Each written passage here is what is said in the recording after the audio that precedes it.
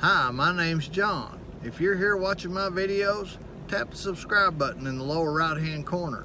If you like my videos, hit the bell icon so you can get notifications for new videos. And at the end of the video, you can hit the icon in the center and also subscribe to my channel.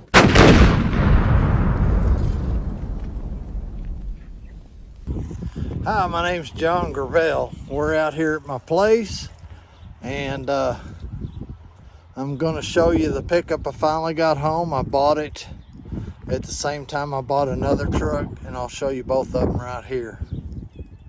Okay, this is a 1985 Chevrolet C30, I believe. I don't think it's 3500. I bought this one. Actually, I traded for it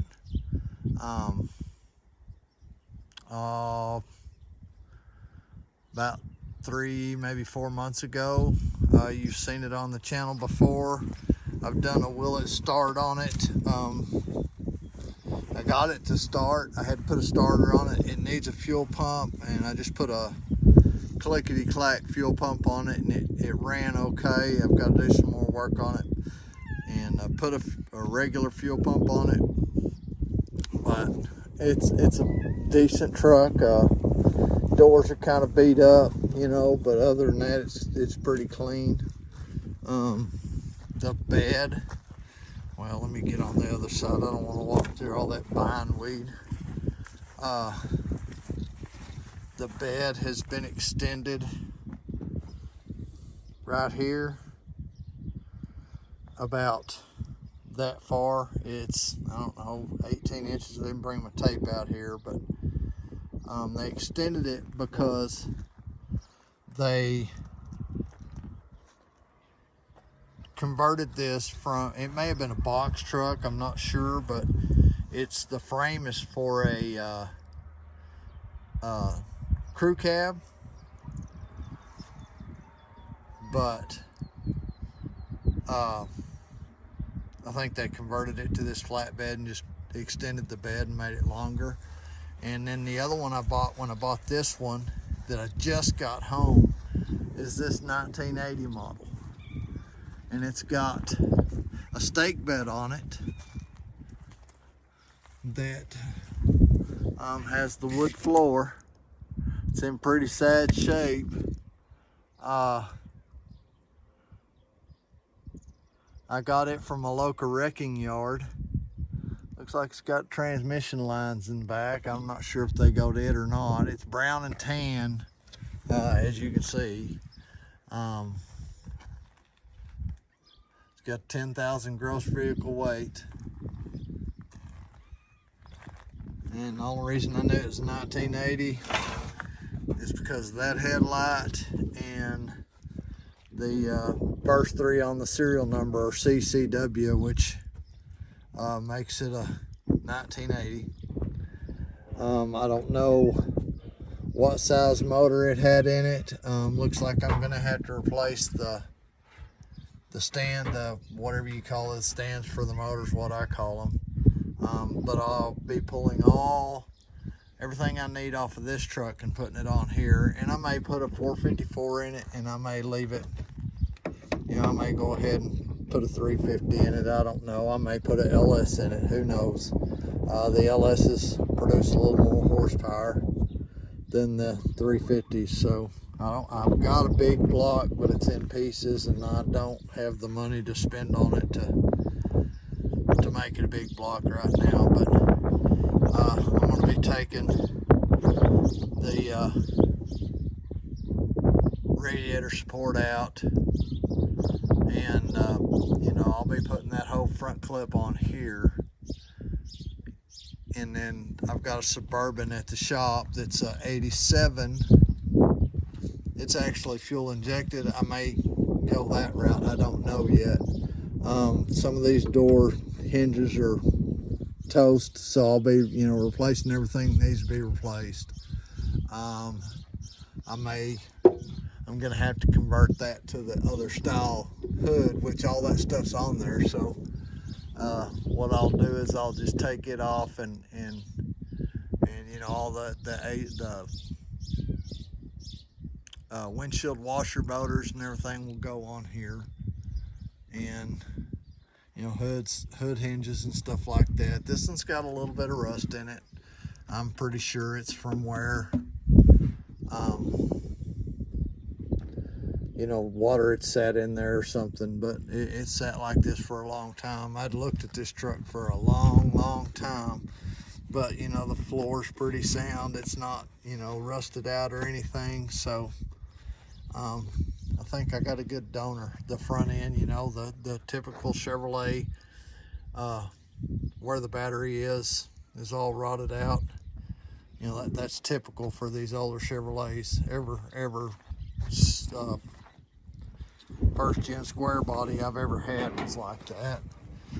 It's gonna need tires, it's gonna need some wheels.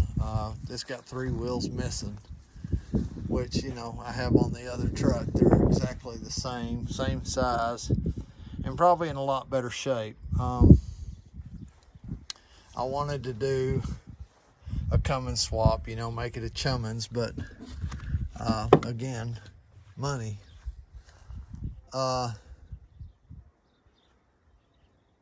And with all my tools being gone, you know, it's going to take a while to get this done, because, you know, I'm going to be spending money replacing tools too. Hopefully my GoFundMe account, you know, starts building. If it doesn't, you know, it doesn't. You know, there's nothing I can do about it. I appreciate all the donations that have been given, and you know, hopefully, you know, I can get a little more on that. This one does have the hydraulic over hydraulic brakes, which the other one does also. This was an automatic truck. The other one was a manual truck, or is a manual truck. This one may have been a manual truck and they swapped it over. Excuse me, I just almost fell on my face. Looks like they may have swapped it over to an automatic, or vice versa. I can't really tell. I don't know what that hole's there for. That's the first time I've seen that, so it's either that or they put a manual in it for a while, who knows. But we're going to get into this and see what's going on. I'm not really sure. I'm not really sure what transmission it had in it. It's got a single drive shaft, which is really kind of strange for this truck, because the 2-wheel drives all came with dual drive shafts, and that does seem kind of short. So yeah, it came with a dual drive shaft because it's got the front end on there that goes into the carrier. So I'll probably just swap my drive shaft over from the other truck. I'm not really sure how these things work. I've never been up under one, but yeah, it's just they pulled from the carrier forward out. But anyway, this is what I have. Sorry if I blocked the camera, I didn't mean to. It's going to be a project, and I'm going to go at it best I can. You know, it still has most of the stuff on it. It looked like it had decent brakes when they parked it, but I bet it don't now. All the bushings and stuff are pretty wore out in the front end. I'm gonna have to do some work on them. Hopefully they're not too bad. Like I said, you know, that 85's got a lot of stuff on it, so we may be able to make it work. I believe this was a Silverado. I couldn't tell you, because you know, everything that marked it as a Silverado is gone. So, you know, it is what it is.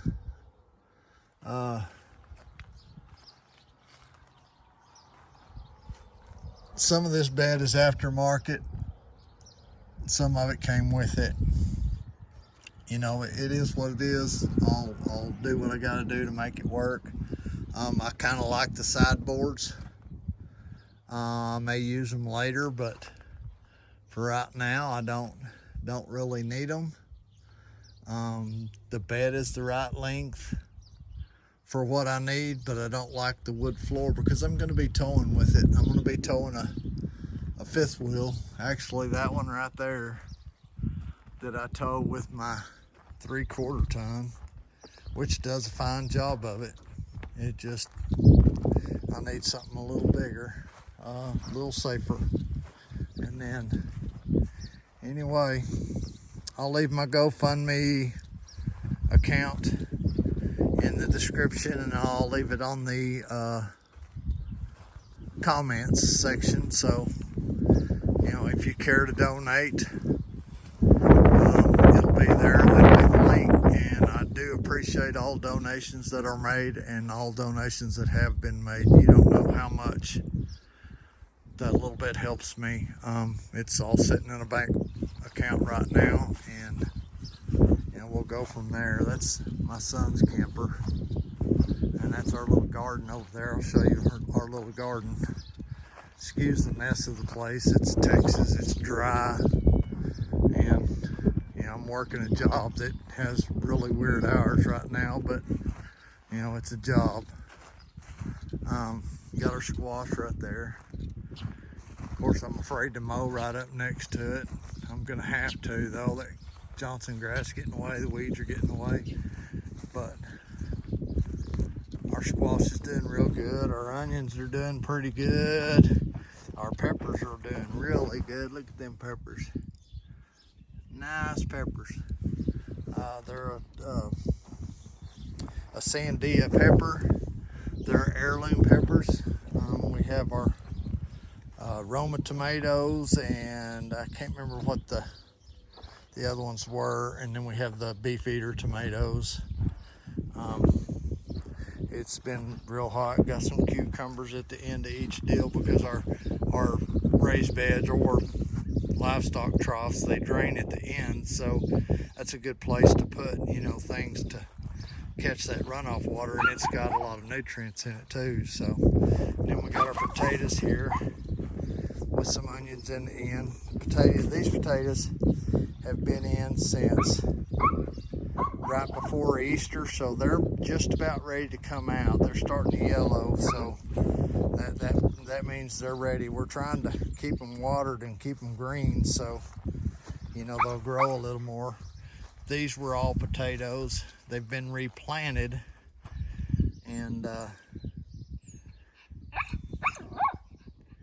you know, we're just waiting for them to come up. I guess you get 2 potato crops a year at the rate they grow.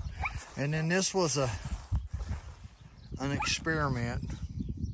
We planted our onions under a weed bed or under a weed mat and let them poke through, so you know, you could water the top and it'd hold the water in to see how well that did. The onions are growing good, the ones that did grow, that didn't get covered back up by the mat.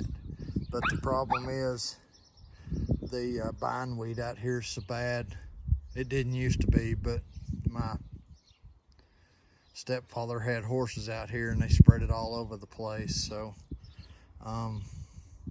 you know, the bindweeds came up through the mat and just they're trying to choke out everything. But anyway, another experiment we did is this right here. We've got potato towers, and I'm gonna have to get out here and get rid of these weeds around it.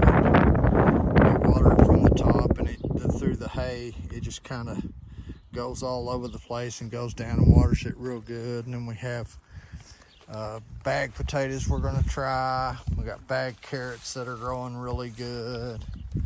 I think this is more potatoes here. Another potato tower. The barley wheat's growing real well. Potatoes were growing really good in this, but it's about time for them to come out. And we have potatoes in this, or maybe sweet potatoes, but they never came up. Then we put this tomato in here. I don't know if you can see it. I don't know what's wrong with it. Maybe too much nitrogen or something. It's kind of stunted. And then right here, we have sweet potatoes and onions. And then right here, my wife just took a clipping off of one of these plants and stuck it in the ground, and that's how well it's doing. It's doing really good. So maybe we'll get some potatoes off that too. Right here we have butternut squash. And then that's straight neck squash. Straight neck squash always does good here. I don't know what it is with our ground, but the squash loves it, especially the yellow squash. Yeah, we tried growing squash in here last year, and plants, they put off a lot of stuff, but they'd get dry and hard before they even got, you know, to eating size. So, you know, it's just like there was too much nutrients in there, and it just making everything grow too fast and put off too much, and you know, stuff like that. Okay, right here we have a cantaloupe. Don't ask me what breed, but cantaloupe. It's growing real well. It's got blooms all over it. And we have our watermelons right here, and another watermelon right there that are both doing really well. You need some water today. Water when I get off work. Right there you have Barky Butt. Some stupid schnauzer. He likes to bark at everything. Next year we're gonna take this old shelf. It's got some rotted out spots in it from fertilizer and stuff sitting on it, and we're gonna put our bags around in there, and it'll help them stand up. Right here we have some beef eater tomatoes, and what we did, we first planted them in topsoil, and it really stunted them. It's like they didn't have any nutrients in them. That's the soil there. We took it out finally. It didn't smell like oil. Anytime you watered it, it just held the water. It looks more like silt out of a lake bottom, and it possibly could have been sterilized because it won't even grow weeds. I mean, that's pretty bad when your dirt won't grow weeds. I mean, everything around here grows weeds. And then right here we've got some Romas, and I think they're pink ladies. I can't remember, but anyway. And then right here's some more, you know, beef eaters and pink ladies. But anyway, that's our garden for this year. That's what we're we're doing a lot of tests on this stuff, you know, for ourselves to see what we can do best. And I got my rotor tiller running. I had to put a new carburetor on it, and it looks like I'm gonna have to put bearings in the gearbox for the tiller drive. And then my other my weed whacker, my wheeled trimmer, I had to put a carburetor on it because the float had a crack in it or something, was absorbing water. So I bought one with a metal float in it. It's right there. Get up on it. I bought a carburetor for that. And it started right up on first start. I need to get a throttle cable for it. But other than that, everything runs fantastic. So anyway, that's going to be it for this video. We'll talk to you later.